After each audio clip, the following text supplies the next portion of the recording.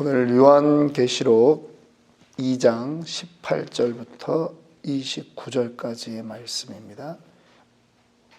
네, 오늘 요한계시록 7번째 시간입니다. 두아디라에 보낸 편지라고 하는 제목의 말씀으로 말씀 나눕니다. 오늘 우리가 읽은 이 요한계시록 2장 18절부터 29절의 말씀 가운데 두아디라 교회의 사자에게 편지하라. 그 눈이 불꽃 같고 그 발이 빛난 주석과 같은 하나님의 아들이 이르시되. 이제 사도 요한이 바라본 그분의 모습은 그 눈이 불꽃 같고 그 발이 빛난 주석과 같은 하나님의 아들을 정확하게 묘사하고 있습니다. 먼저 칭찬을 듣는 교회입니다. 어떠한 칭찬입니까? 내가 네 사업과 사랑과 믿음과 섬김과 인내를 아노니 네 나중 행위가 처음 것보다 많도다. 처음 신앙생활 할 때보다 분명히 이 교회는 성숙되어가는 모습들이 보입니다. 그들의 사업과 사랑과 믿음과 섬김과 인내가 처음보다 분명히 이 끝으로 가면 갈수록 더 좋아지는 그러한 교회였습니다. 이 두아디라 교회는요, 그 위치를 우리가 좀 생각해 봐야 되는데, 어제 버가모 교회를 말했는데, 버가모 교회에서 동남쪽으로 한 55km 떨어진 내륙 지역에 위치한 조그만 도시입니다. 지금도 그 지역은 지나가다 보면 양떼들을 키우는 아주 그 많은 사람들이 있고요. 지금 이 버가모하고 두아디라 이쪽 지역은 뒤에 아주 큰 산맥이 있어가지고 그쪽으로 넘어가려면 대단히 힘든 그러한 곳입니다. 그런데 이쪽은 특징들이 뭐냐면 목화밭이 계속 이어져 있습니다. 목화밭이 그냥 그 눈이 내린 것처럼 아주 계속 그 고속도로 옆에 목화밭들이 그렇게 있고요. 그 다음에 양들을 그렇게 키워요. 그러니까 이 지역은 지금도 양모, 그 다음에 의류, 염료, 가죽 제품 이런 것들로 인해서 대단히 유명한 동네입니다. 왜 두아디라라고 이렇게 이름을 짓게 되었는가? 그것은 원래 알렉산더 대왕의 신하 중 한 사람이었던 셀루커스 니카토 1세라고 하는 사람이 이 도시를 장악하고 도시를 건설했는데, 이 도시를 자기 딸 이름 두아디라라고 하는 그 딸 이름으로 이 도시를 이름을 명명했습니다. 그리고 여기는 이제 그 55km 정도 떨어진 버가모를 보호하기 위한 그러한 그 전략적인 기지로 이 두아디라를 사용했습니다. 그래서 로마인들이 많이 거주하고 있었고요. 군사 도시의 성격을 가지고 있었습니다. 우리가 사도행전 16장 14절에 보면 빌립보 교회의 처음 개척 모습이 나옵니다. 그때 사도 바울과 함께 개척했던 여인이 누구입니까? 루디아라고 하는 여인이죠. 이 두아디라 출신 비단 장사였습니다.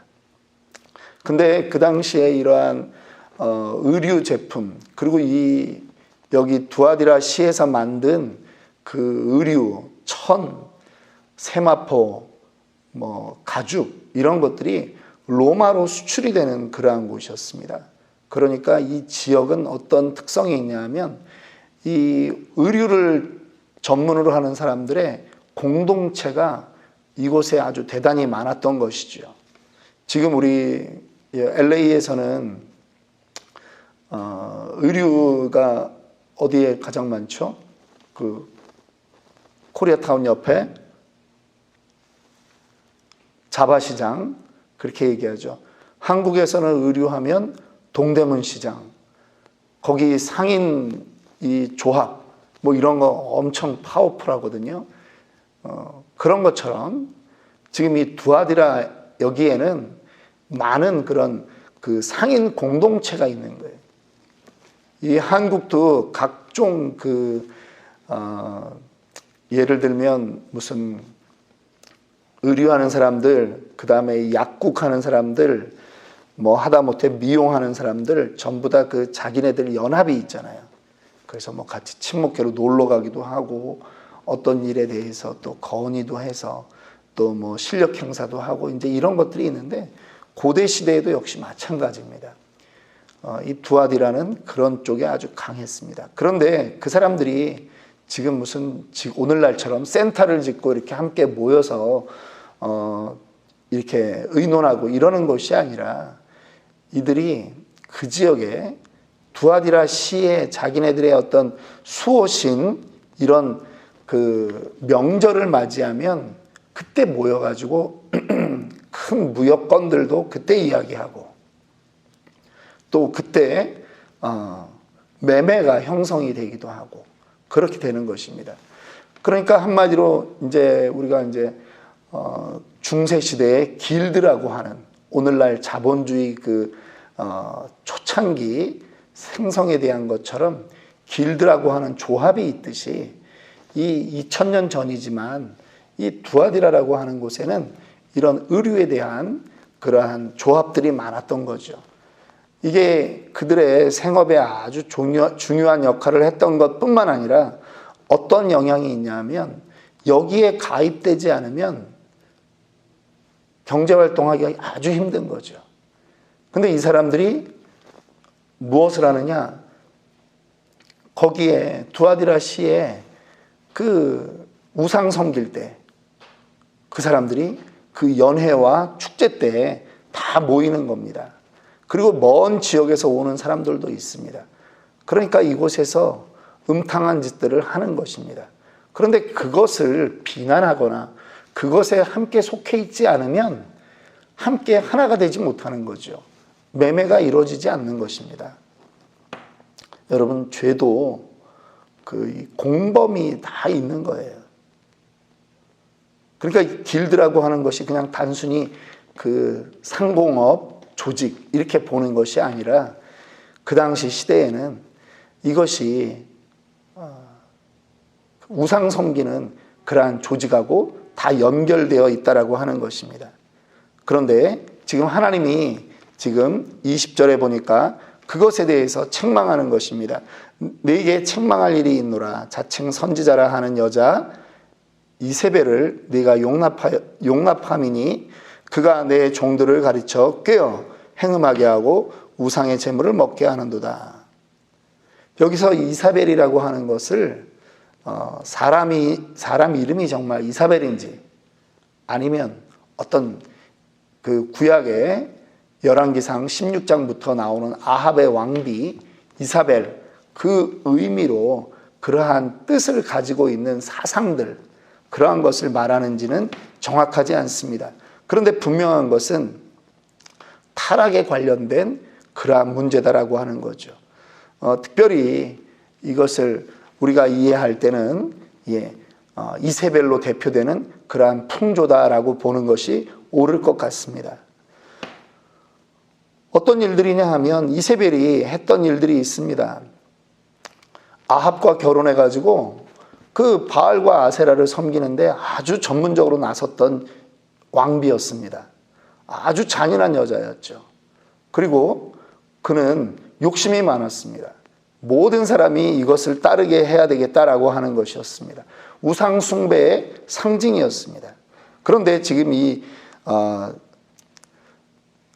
두아디라라고 하는 지역의 목회자들이 그것을 용납했다라고 하는 거죠.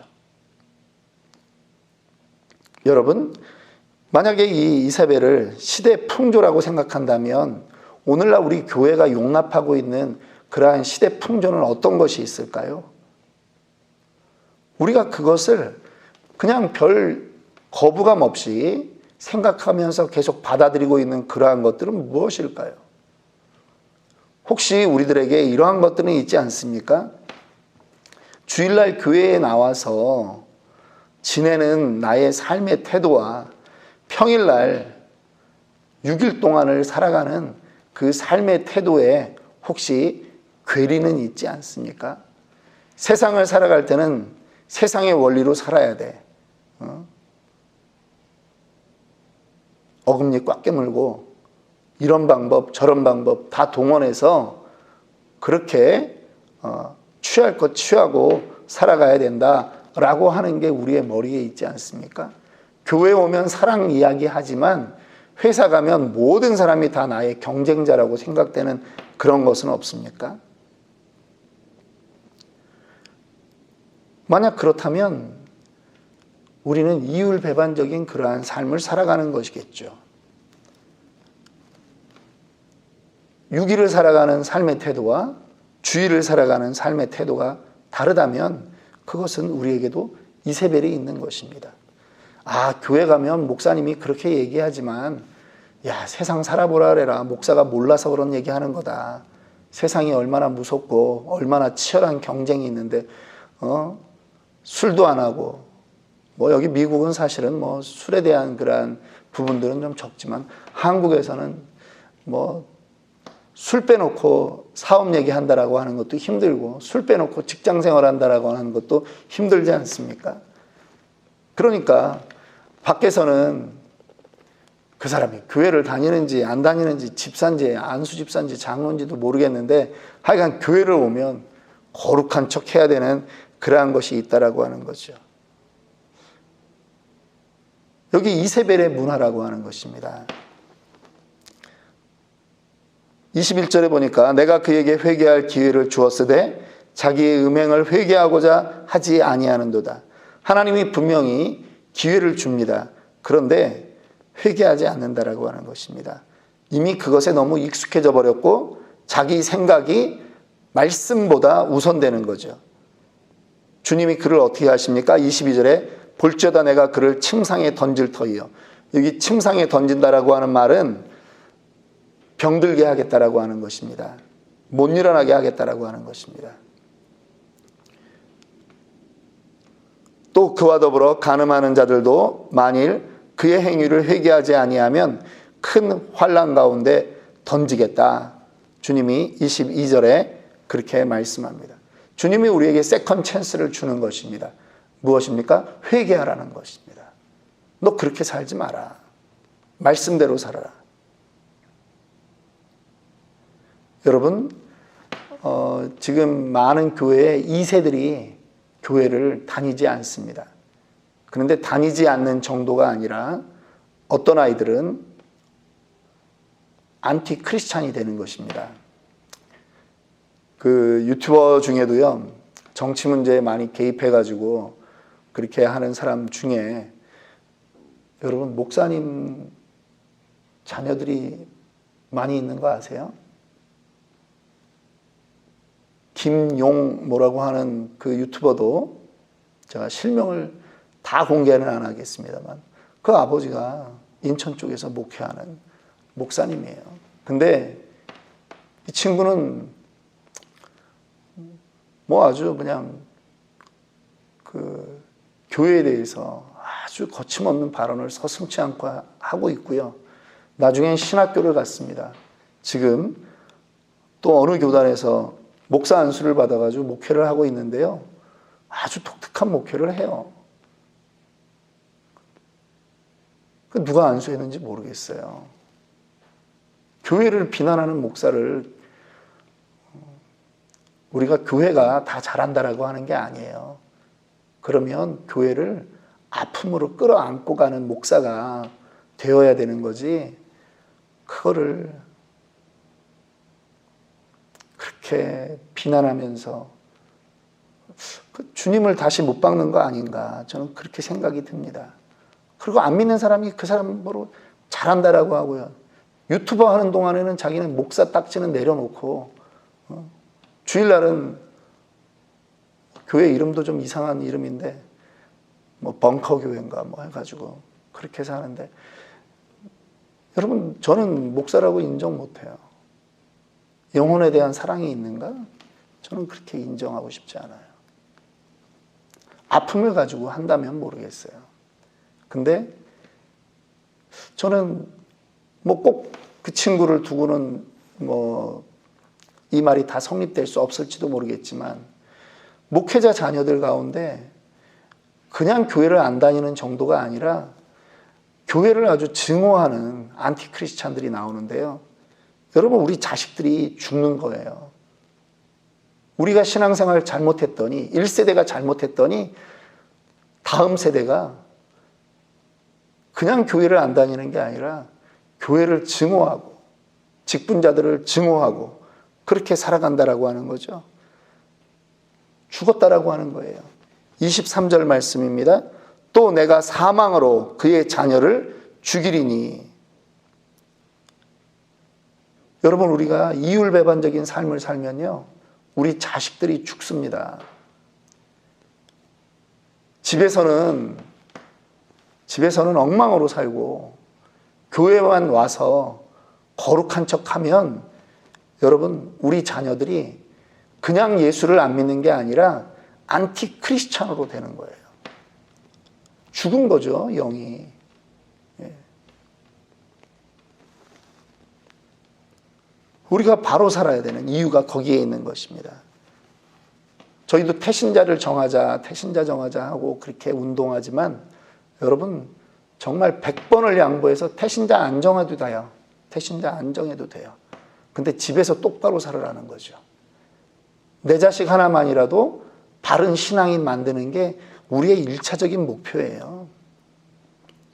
신앙생활 대단한 거 아니거든요. 전도왕 안 돼도 돼요.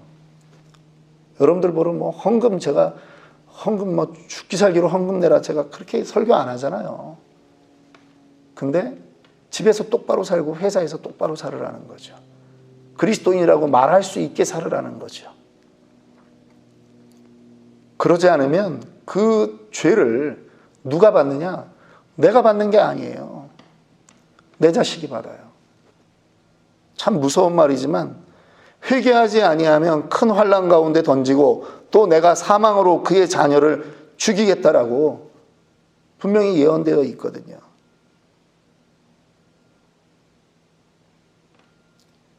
모든 교회가 나는 사람의 뜻과 마음을 살피는 자인 줄 알리라. 내가 너희 각 사람의 행위대로 갚아 주리라. 우리가 어떻게 살았는지 주님이 불꽃 같은 눈으로 지켜보고 계시는 겁니다. 그리고 갚아주세요. 정말 우리가 잘 살아야 되는 이유가 있습니다. 부귀영화 누리는 그런 것이 아닙니다. 믿음의 신앙을 잘 지켜야 된다라고 하는 것입니다. 우리 한국교회에 이것이 부족하지 않았나 그렇게 생각해 봅니다. 두아디라에 남아있는 그 성도들은 어떻게 살았느냐? 그 사조를, 그 음탕한 문화를 그대로 쫓아갔다라고 하는 거죠. 만약에 목사들이 당신 사업하지만 그러면 안 됩니다라고 말하면 이분들이 그랬을 거예요. 목사님, 우리가 그 신전 앞에 가서 머리 숙이는 게 우리는 마음이 좋겠습니까? 우리가 머리 숙이는 거 우리 그때 기도합니다.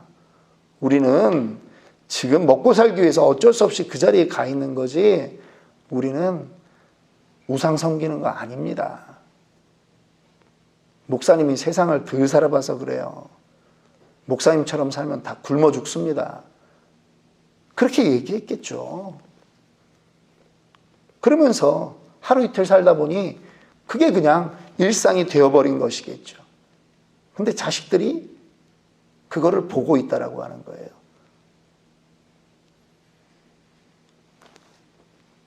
우리 자녀들에게 저희가 성경 말씀을 암송시키려고 합니다. 그리고 이 아이들에게 성경 목록을 암송시키려고 해요. 창세기, 출애굽기, 레위기, 민수기, 신명기, 여호수아, 사사기, 룻기, 사무엘상하, 열왕기상하, 역대상하, 에스라, 느헤미야, 에스더, 욥기, 시편, 잠언, 전도, 아가, 이사야, 예레미야, 예가, 에스겔, 다니엘, 호세아, 요엘, 아모스, 오바다, 요나, 미가, 나움, 하박국, 스바냐, 학개스, 가레, 말라기, 마테마가, 누가요. 이거를 암송시키고요. 성경 찾는 것도 훈련시키려고 해요. 그런데 어른들이 성경책을 안 가지고 다녀서 애들이 왜 우리가 성경책을 가져와야 되는지를 모를 수 있겠다라고 하는 거죠. 그래서 이제 우리가 9월부터 운동을 좀 하려고 해요. 교회 오실 때 성경책을 가지고 오셔라. 물론 아이패드 다 있어요. 그런데 그게 아니라 이제는 우리 아이들에게 성경 교육을 하려니까 이 부분에 우리 어른들이 먼저 모범이 되어야 되겠다라고 하는 그런 의견들이 있습니다. 여러분, 아이들이 우리를 보고 있어요. 아이들이 우리를 보고 있어요. 그래서 25절에 이기는 자와 끝까지 내 일을 지키는 그에게 만국을 다스리는 권세를 주리니, 우리가 이 말씀 믿고 가기 원합니다. 주님이 분명히 역사합니다. 주님 살아계십니다.